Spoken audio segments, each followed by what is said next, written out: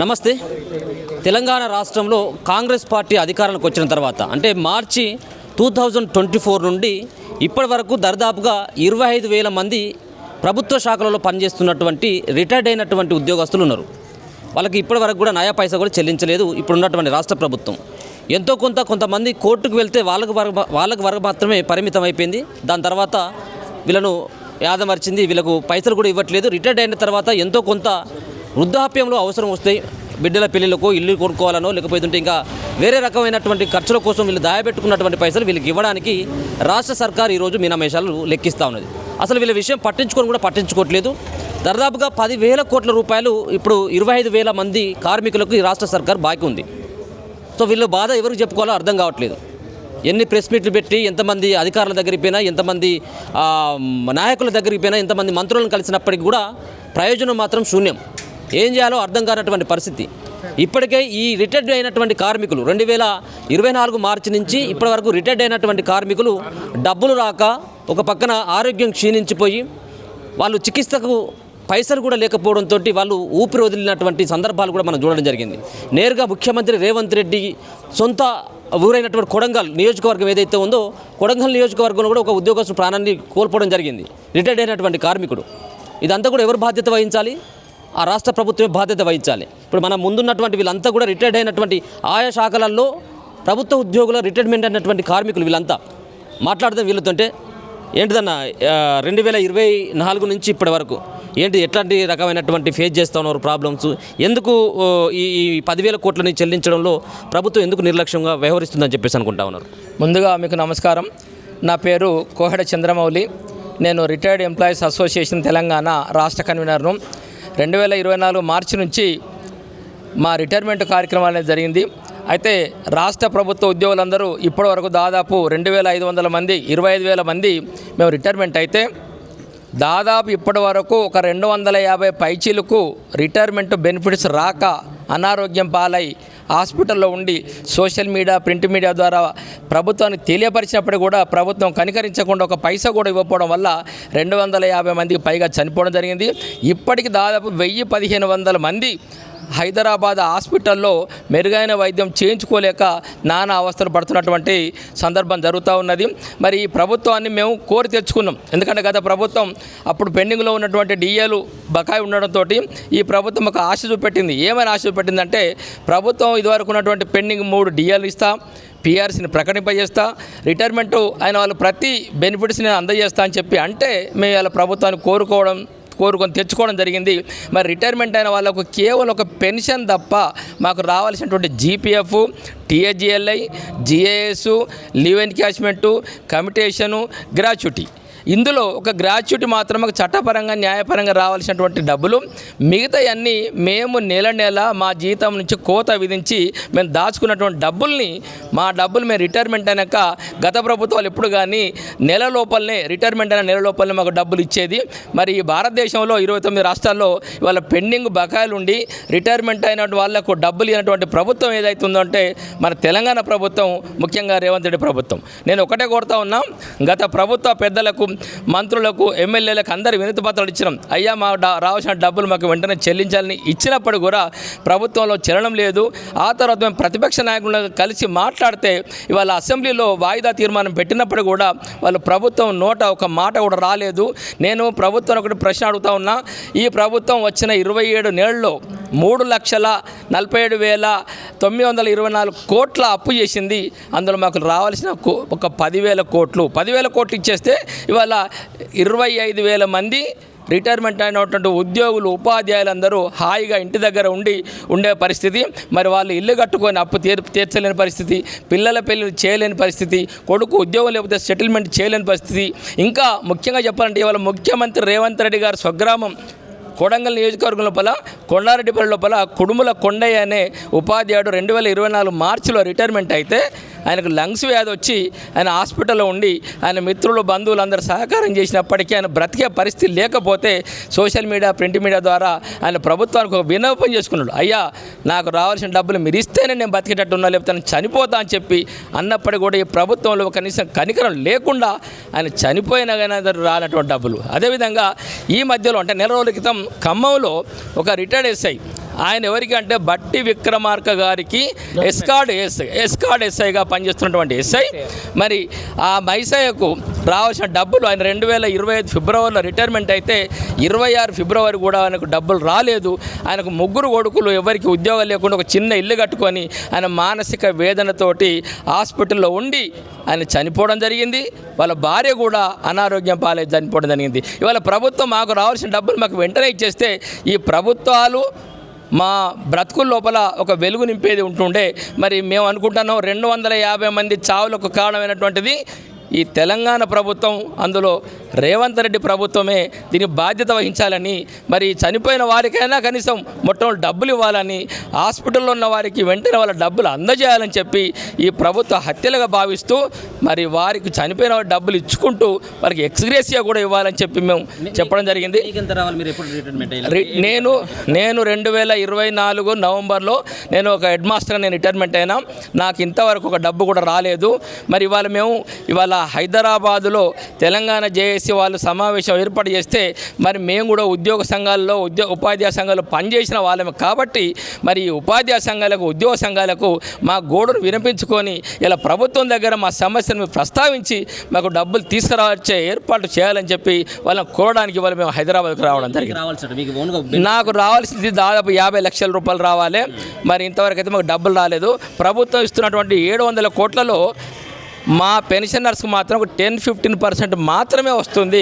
మిగతా అంతా వర్కింగ్ వాళ్ళకు, కాంట్రాక్టర్లకు పర్సెంటేజ్ ఇచ్చే వాళ్ళకే పోతుంది తప్ప మాకు రావడం లేదని చెప్పి మేము ప్రభుత్వాన్ని తెలియజేస్తాం. మీరేం చెప్పదలుచుకున్నారు అంటే గత సర్కారులో ఆ పీరియడ్లో వాళ్ళు ఏమైనా పెండింగ్ బకాయిలు ఉన్నాయా, లేకపోతే ఇప్పుడు కొత్తగా ప్రభుత్వం ఏర్పడిన తర్వాత రావాల్సినటువంటి బకాయిలు, పాత బకాయిలు కూడా ఏమన్నా కలుపుకొని ఇప్పుడు 10,000 కోట్లు అని చెప్తా ఉన్నారా ఏంటి సార్?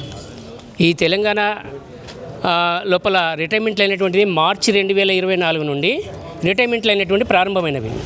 ఈ యొక్క కాంగ్రెస్ నేతృత్వంలో ఉన్నటువంటి రేవంత్ రెడ్డి సర్కారు వచ్చిన తర్వాత, డిసెంబర్ 23లో వచ్చిన తర్వాత మార్చి 2024 లోపల రిటైర్మెంట్లు అయినటువంటి ప్రారంభమైనవి.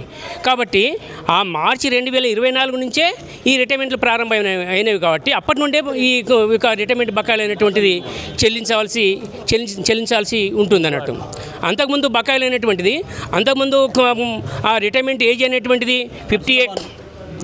58 నుంచి 61 అనేటువంటిది ఈ 61 వయసు అనేటువంటిది మార్చి 2024 నుంచి పెంచిండు. మార్చి 2021 లోపల పెంచడం జరిగింది. ఆ మార్చి 2000 అంటే ఫిబ్రవరి 2021 వరకు 21 వరకు అనేటువంటివి రిటైర్మెంట్లు ఉండేవి. ఆ రిటైర్మెంట్ ఫిబ్రవరి 2021 వరకు అయినటువంటి వారందరికీ కూడా గత ప్రభుత్వము చెల్లించింది.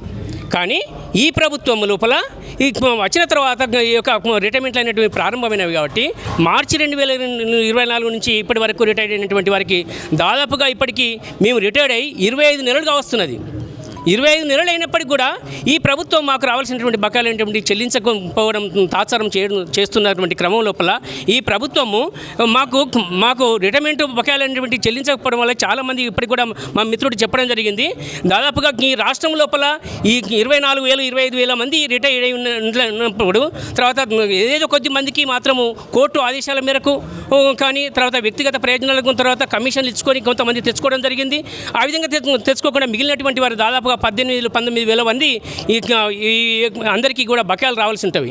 ఈ యొక్క బకాయిలు అనేటువంటివి మాకు కేవలము ఒక్కొక్కరికి యావరేజ్గా వేసుకున్నట్లయితే మినిమం 35 లక్షల నుంచి మొదలుకొని 80 లక్షల వరకు కూడా హైయెస్ట్గా ఉంటాయి. జీపీఎఫ్ పొదుపులు ఎక్కువ ఉన్నట్లయితే 80 లక్షల వరకు ఉంటాయి. యావరేజ్గా చేసినట్లయితే ఒక్కొక్కరికి 50 లక్షల వరకు రావాల్సి ఉంటుంది. అంటే ఇప్పటి వరకు దాదాపుగా 20,000 మంది అంచనా వేసినా కానీ దాదాపు 50 లక్షల చొప్పున మనం అంచనా వేసుకున్నా కానీ ఒక యావరేజ్గా 10,000 కోట్లు అయితే మాకు సరిపోతుంది. ఈ ప్రభుత్వము మరి డబ్బులు లేవంటూనే అనవసరంగా దుర్వినియోగం, మన ప్రజాధనాన్ని మొత్తం దుర్వినియోగం చేస్తున్నది.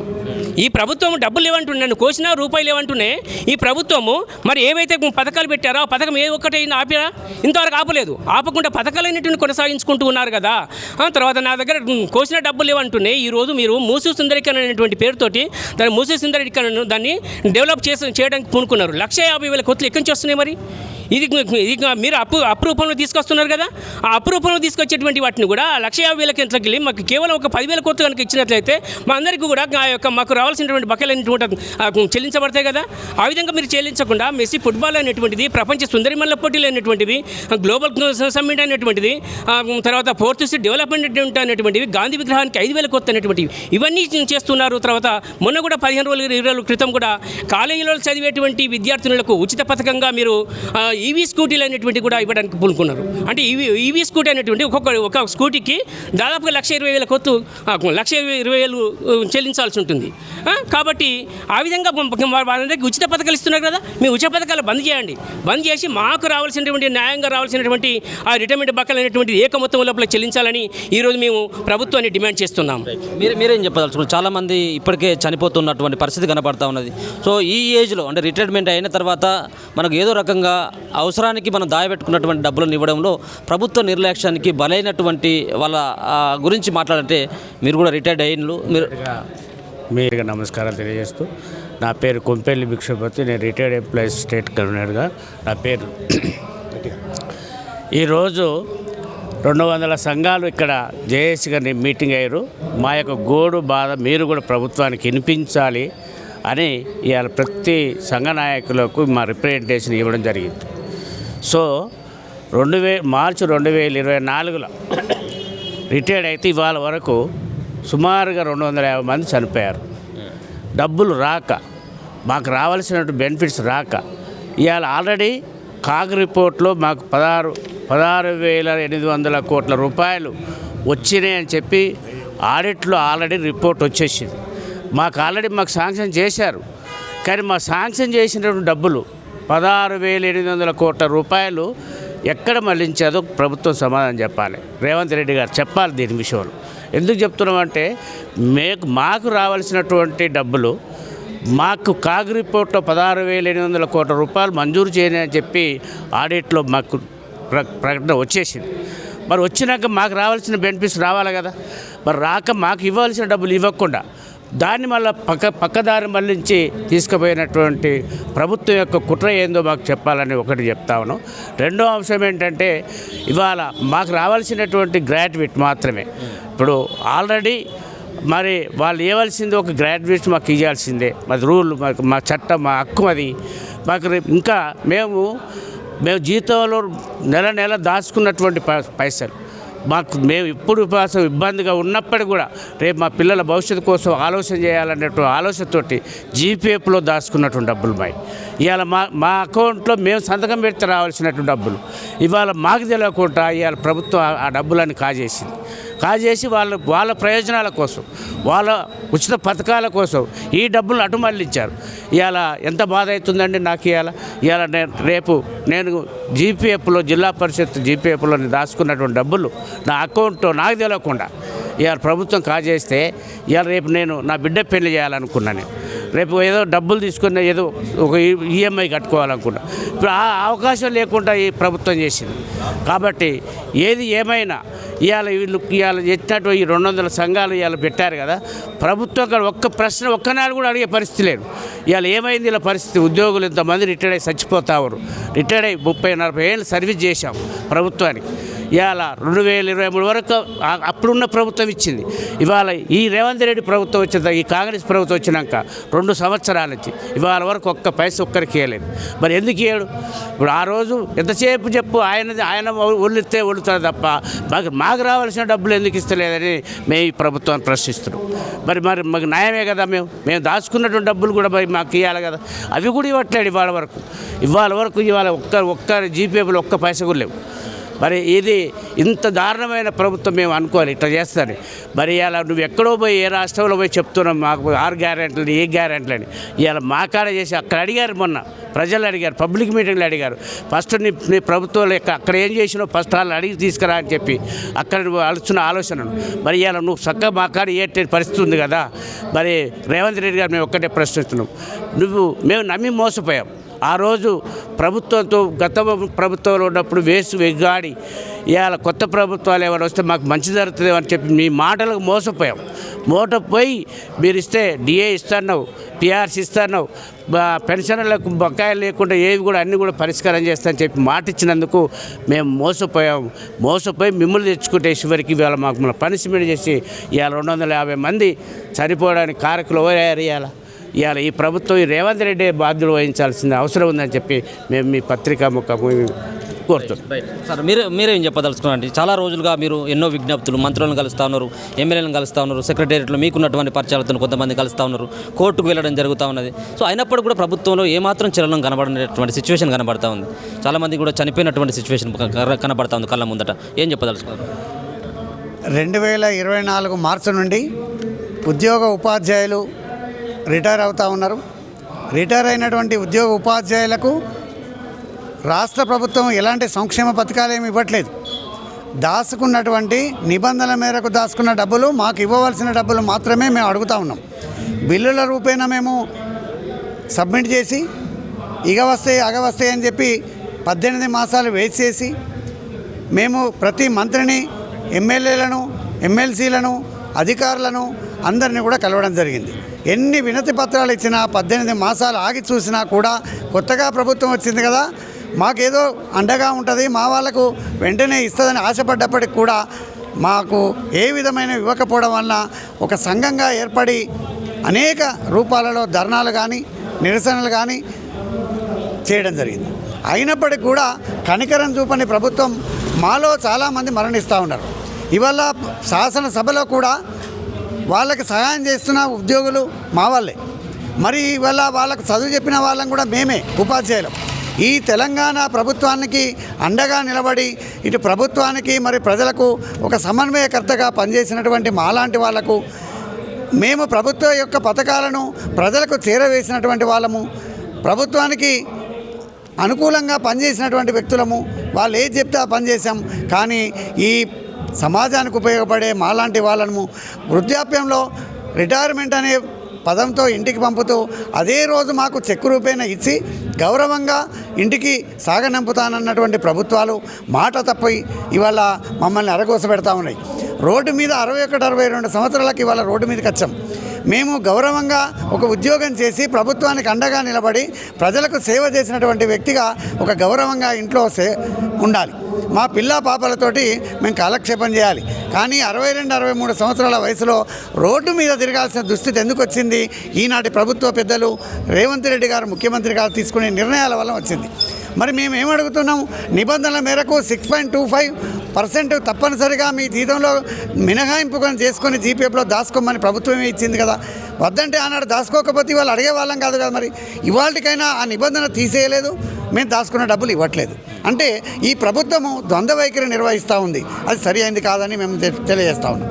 అదేవిధంగా టీహెచ్ఎల్ఐలో జనరల్ ఇన్సూరెన్స్లో, లైఫ్ ఇన్సూరెన్స్లో కన్నా టీహెచ్ఎల్ఐలో గవర్నమెంట్లో దాచుకుంటే మాకు భద్రంగా ఉంటుంది డబ్బని మేము దిగిపోయినప్పుడు మా పిల్లా పాపలకి, మా కుటుంబ అవసరాల కొరకు, నా ఆరోగ్యానికి పనికొస్తాయని దాచుకుంటే మేము దిగిపోయిన రోజు ఇవ్వకపోవడం వలన మేము గతంలో తీసుకున్న ఈఎంఐలు, ఇంటి అప్పులు మా బిడ్డ పెళ్ళికి ఉపయోగపడతాయని జీపీఎఫ్లో దాచుకుంటే మా బిడ్డ పెళ్ళికి అందకపోవడం, మరి మేము మా పిల్లల చదువులకు ఉపయోగపడతాయని దాచుకుంటే వాటికి అందకపోవడం, మేము రిటైర్ అయిన తర్వాత మా డబ్బులు వస్తాయని ఆశతో కొన్ని అప్పులు చేశాం.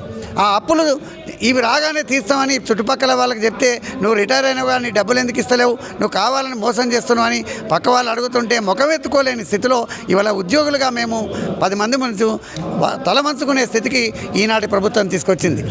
మరి మేము ప్రభుత్వం మాకు అండగా ఉంటుందని 12 గంటల వరకు కూడా నిలబడి ఓట్లేసి తెచ్చుకుంటే ఈ ప్రభుత్వం మమ్మల్ని వంచి మమ్మల్ని ఇబ్బంది పెడతా ఉన్నది. ఇది సరైనది కాదని ప్రభుత్వానికి నేను తెలియజేస్తా ఉన్నాను. మేమేం అడుగుతున్నాం? మాకేం సంక్షేమం అడగట్లేదు. ఇవాళ మీరు ఇస్తున్నటువంటి ఉచితాలు కొన్ని ఆపండి. మీరు ఇవాళ అభివృద్ధి ఒక నెల ఆపండి, నష్టం లేదు. ఇవాళ మేము 25,000 మంది రిటైర్ అయితే అందులో 1,000కి పైన అనారోగ్యంతో హాస్పిటల్లో ఉన్నారు. మరో 250 మంది మరణం చెందినారు. 35 సంవత్సరాలు పనిచేసిన వ్యక్తులు తను దాచుకున్న డబ్బులు చూడకుండానే చనిపోతే అంతకన్నా దుర్మార్గం మరొకటి ఉంటుందా అని నేను మీ ద్వారా డిమాండ్ చేస్తూ ఉన్నాను. అంటే తాను పొందినటువంటి పెన్షన్ కాగితం ద్వారా రావాల్సిన డబ్బులు పొందే అవకాశం లేక చనిపోతే తన భార్య కొరకు మరొక్కసారి రిప్రజెంటేషన్ చేసి మళ్ళీ శాంక్షన్ చేసుకుంటా ఉన్నారు. ఇది ఎంత దుర్మార్గమైన విషయం. నా భర్త చనిపోయిందని తన భార్య మళ్ళీ రిప్రజెంటేషన్ పెట్టాల్సిన దుస్థితికి ఈ ప్రభుత్వం తీసుకురావడం చాలా బాధాకరం అని తెలియజేస్తూ, మరి 15% తల్లిదండ్రులకు సరిగ్గా ఉద్యోగులు కనుక చూసుకోకపోతే 15% కట్ చేస్తానన్నవే, మరి ఇవాళ మాకు మీరు దాచుకున్న డబ్బులు ఇస్తలేవు, మా తండ్రి లాంటి ఒక ముఖ్యమంత్రిగా నిన్ను ఇవాళ ఏం కట్ చేస్తే మా డబ్బులు వస్తాయని నేను చెప్తా ఉన్నాను. నిన్ను శాసనసభలో మీరు చేసినటువంటి శాసనానికే ఒక విలువ లేకుండా పోతా ఉంది.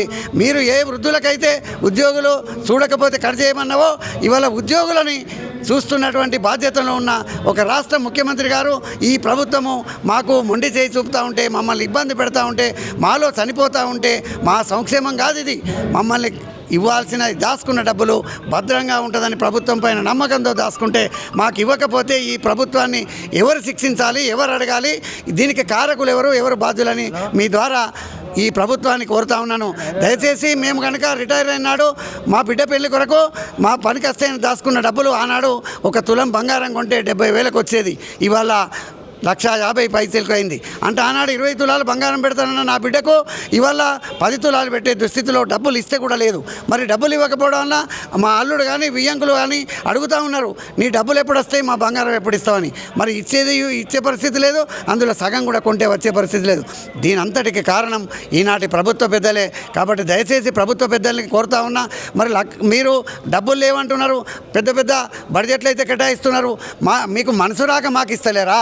నిజంగా డబ్బు లేక ఇస్తలేరా? డబ్బు లేక ఇస్తలేకపోతే ఇంత పెద్ద బడ్జెట్ పెట్టుకొని 1,50,000 కోట్లు 1,00,000 కోట్లు ఇండ్లు లేని కాడ రోడ్డు వేస్తా అంటున్నారు, లేనటువంటి దాన్ని సుందరీకరణ చేస్తా అంటున్నారు.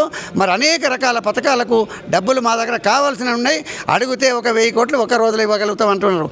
మరి మాకెందుకు ఇస్తలేరని మీ ద్వారా ఈ ప్రభుత్వాన్ని డిమాండ్ చేస్తూ ఉన్నాము.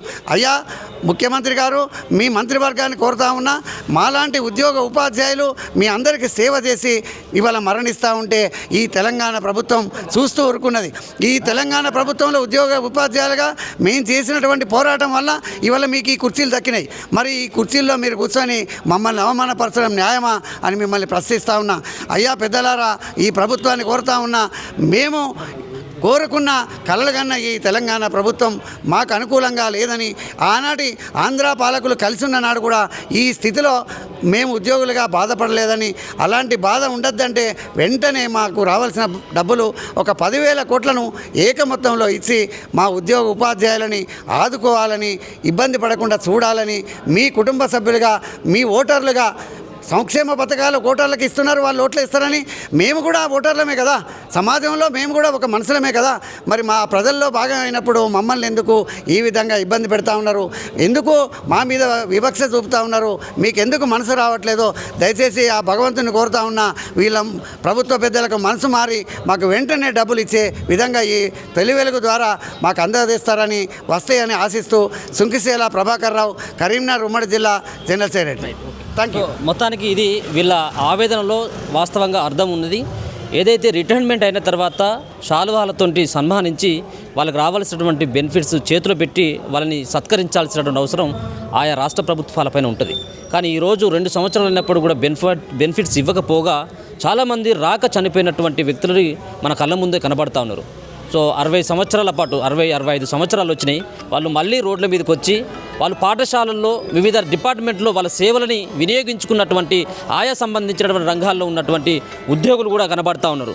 సో వాళ్ళ సంబంధించినటువంటి విషయంలో ప్రభుత్వం ఎందుకు నిర్లక్ష్యమైనటువంటి ధోరణి వ్యవహరిస్తుందో అర్థం కానటువంటి సిచ్యువేషన్ ఉన్నది. ఇప్పటికైనా రాష్ట్ర ప్రభుత్వాలు స్పందించాల్సినటువంటి అవసరం ఉంటుంది. రాష్ట్ర ప్రభుత్వాలు ఇప్పటికైనా కానీ స్పందించి వీళ్ళకి రావాల్సినటువంటి బెనిఫిట్స్ దరిదాపుగా 10,000 కోట్ల రూపాయలు ఉన్నాయి. అది ఈ 10,000 కోట్ల రూపాయలు 25,000 మంది రిటైర్డ్ అయినటువంటి కార్మికులకి అందజేయాల్సినటువంటి బాధ్యత ఇలా రాష్ట్ర ప్రభుత్వం పైన, ముఖ్యమంత్రి రేవంత్ రెడ్డి పైన ఉందని చెప్పేసి మరోసారి తెలియజేస్తా ఉన్నాం. ఇప్పటికే 250 మంది చనిపోయినట్టుగా వీళ్ళు అధికారిక లెక్కలతోటి మీ ముందు పెడతా ఉన్నారు. ఇంకా చాలామంది అంటే దరిదాపుగా 1000 మంది దానికి ఇంకా హాస్పిటల్లో ఉన్నారు. సో మొత్తానికి వాళ్ళకు ఆరోగ్యం బాగలేనప్పుడు చికిత్స చేసుకోవడానికి కానీ వాళ్ళ కుటుంబ అవసరాల కోసం కానీ వాళ్ళు దాచుకున్నటువంటి వాళ్ళు సంతకం పెడితే రావాల్సినటువంటి డబ్బులు కూడా మీరు వాళ్ళ అనుమతి లేకుండా పక్కదారి పట్టించేటువంటి ఒక దుర్మార్గమైనటువంటి కార్యాచరణకు పూనుకున్నటువంటి రేవంత్ రెడ్డి గారు ఇప్పటికైనా స్పందించి నిజంగా కనుక మీకు మీ ప్రభుత్వానికి మీకు ఏమన్నా ఈ రిటైర్డ్ అయినటువంటి కార్మికుల పట్ల చిత్తశుద్ధి ఉన్నట్టయితే ఖచ్చితంగా వీళ్ళకి రావాల్సినటువంటి బెనిఫిట్స్ ఇప్పటికైనా రిలీజ్ చేయాల్సినటువంటి అవసరం ఎంతైనా ఉందని చెప్పేసి తెలియజేస్తా ఉన్నాం. చూస్తూనే ఉండండి మన తొలి వెలుగు.